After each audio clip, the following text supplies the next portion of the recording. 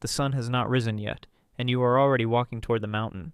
You carry a copper chisel and a wooden mallet. Ahead of you, hidden in a valley of dry rock, is a hole in the cliff face. That hole is your workplace, and what you are building inside it is meant to last forever. You're one of the men who built the tombs of the pharaohs. And almost everything the world believes about you is wrong. Ask most people who built the great tombs of ancient Egypt, and they will tell you the same thing. Slaves. Thousands of them dragging stone under the whip. Starved, beaten, worked to death for the glory of a god king. It is one of the most famous images in all of history. And it is a myth. The men who carved the tombs of the pharaohs were not slaves. They were skilled workers. They were paid. They were fed, housed, and cared for by the state. They had rights. They had days off, and they could complain about their bosses. Some of them could read and write, and when they were angry enough, they did something no one in history had ever recorded before. But we will get to that. First, let's live a day inside the mountain. You wake in a small mud brick house in a village built for one purpose, to hold you and the men like you. The state built it. The state owns it. The state feeds every family inside it because your work is far too important to leave to chance. Because you are not building a house or a wall or a road. You are building the doorway to eternity. The Egyptians believed that death was not an ending, it was a journey, and the tomb was the vessel that carried a king through it. If the tomb failed, the king failed. His soul could be lost. And a lost king meant a broken kingdom. That belief is the reason you are paid. It is the reason you are fed. You are not a body to be worked to death. You are a craftsman holding the fate of a god in your hands. So you walk to the valley and you climb down into the dark. Inside the tomb, there is no sunlight. You work by the flame of oil lamps, hundreds of them burning through the day. And the Egyptians had a clever solution to a problem you might not expect. Smoke. 100 smoking lamps in a sealed stone chamber would choke you and stain the paintings black. So they added salt to the oil, which cut the smoke down to almost nothing. You breathe stone dust. Your hands blister, and you cut into solid rock with copper tools, a metal so soft that you dull it constantly. So there is a man whose entire job is to collect your blunt chisels, count them, and hand you fresh ones, weighing them carefully, because copper is precious and the state wants every gram of it back. You are one part of a chain. Some men cut the rock. Others haul the rubble out in baskets. Then come the plasterers, smoothing the walls.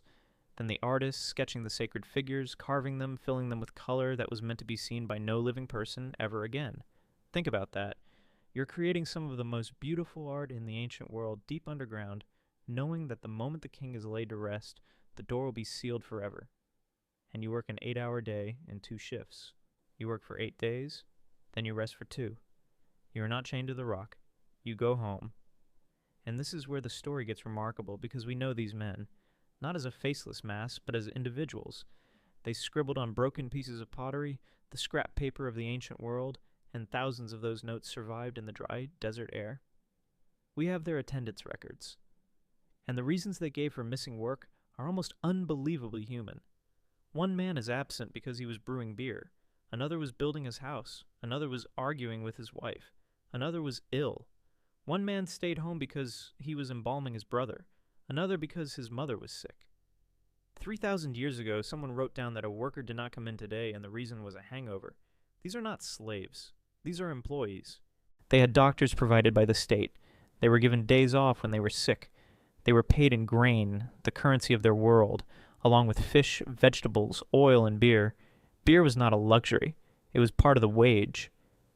And they could earn extra on the side, because in their free time, these same expert craftsmen would carve beautiful little tombs and coffins for ordinary Egyptians, and get paid for it. So what happens when the greatest builders in the world are not paid?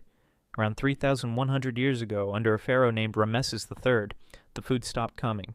Egypt was in trouble.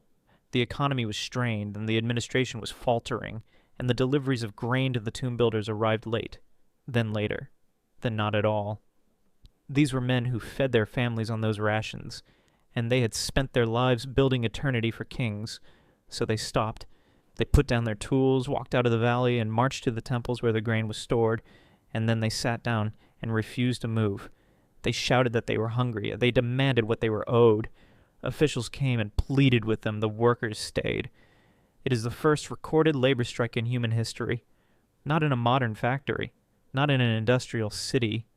In the desert 31 centuries ago by the men who built the tombs of the pharaohs. And it worked. The rations came. Then they went back into the mountain, picked up their chisels, and kept carving. So here's what those men actually were. Not slaves under a whip, not a nameless crowd. They were skilled workers with tools, wages, and doctors. Men who took the day off to brew beer, who fought with their wives, who buried their brothers, who got sick, and who once, when the state broke its promise, simply stopped working until it was fixed. They spent their lives in the dark, building rooms of extraordinary beauty that were designed to be sealed and never seen again. Their names were never carved beside the pharaohs.